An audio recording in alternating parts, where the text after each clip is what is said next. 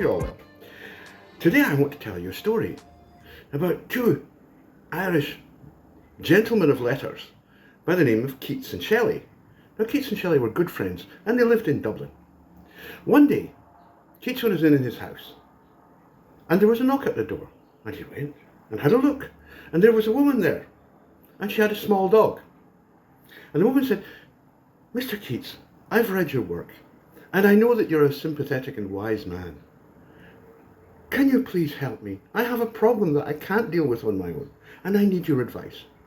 Keats says, "Come in and sit down and we'll talk to you." And it turned out that this lady was in need of she was a very young woman and she was perhaps a little inexperienced and she was in need of some marital advice. And Keats basically said, "Look, here's what you need to do. When on the way home, buy a steak and some potatoes and 2 bottles of beer. When your husband comes home, give him the steak and the potatoes and 1 of the bottles of beer, and then seduce him, take him to bed, make love to him, and then give him the other bottle of beer. Do that 3 times a week, and I promise you, you will never have any more problems. Everything will be fine." And the woman is absolutely, "Oh, this is just so wonderful. Thank you so much, Mr. Keats. How can I possibly, I have nothing with which to repay you." Well, Keats hadn't actually asked for any money, you know. And the woman said, "Well, I tell you what, take my little dog. Take my dog. He will be your friend."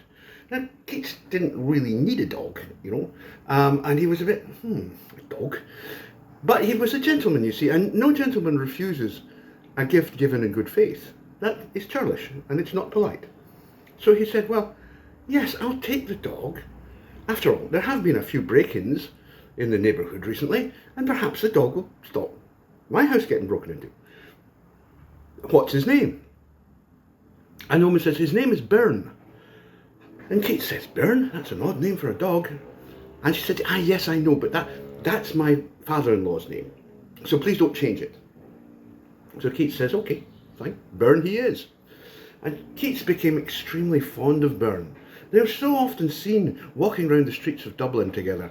And Byrne loved to play with the ball and just be generally very doggy. He wasn't a big dog. He was a small and playful dog.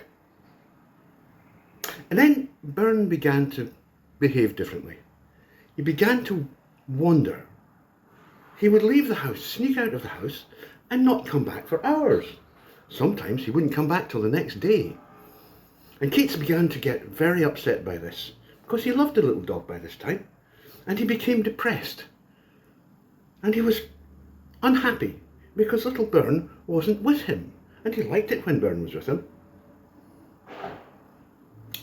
On Christmas Eve that year, the snow came early, and by 3 o'clock in the afternoon, the snow was falling quite heavily in Keats's area of Dublin. And Byrne was nowhere to be seen. Nowhere. And as night fell, Keats walked around the streets, shouting his name, trying to find him, with no luck whatsoever. He couldn't find Byrne at all. Some time later, approaching 8 o'clock by now, his good friend Shelley arrived to take a little nippy of something sweet and strong, maybe like sherry, it being Christmas Eve.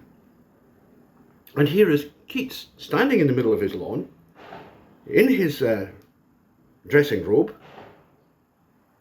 and the snow is falling, and he's standing in 3 inches of snow, and he's playing his violin. In slow, melancholic air, a wonderful, it might well have been down by the Sally Gardens, I don't know, it's a very nice tune, you know. And he was playing this, and Shelley was shocked. And he went up to him and said, Keats, what are you doing? You're mad. You know, the snow is falling. There's 3 inches of snow on the ground. You'll catch your death. What are you doing? Standing out here playing a violin. And Keats looked him in the eye and said, "I'm fiddling while Byrne roams."